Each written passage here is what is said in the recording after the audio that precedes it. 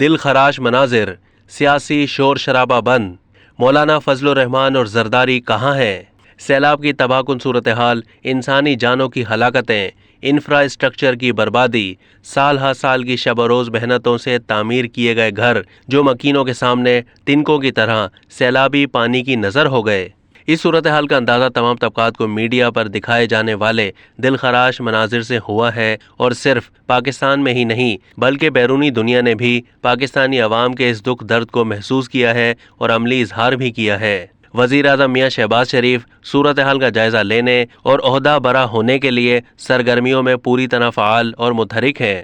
وزیر خارجہ بلاول بھٹو بھی پیچھے نہیں، لیکن ان کا دائرہ کار صرف اندرون سندھ اور اپنے حلقہ نیابت تک محدود ہے، جبکہ حکومت کی اتحادی جماعتوں کے باقی قائدین بالخصوص مولانا فضل الرحمان اور آصف علی زرداری کے بارے میں لوگوں کو شکوہ ہے کہ وہ اس بحرانی صورتحال میں اپنے ہونے کا احساس محض بیانات کے ذریعے ہی کر رہے ہیں۔ دوسری طرف army chief general Qamar Javed Bajwa بھی امدادی سرگرمیوں میں مصروف ہیں۔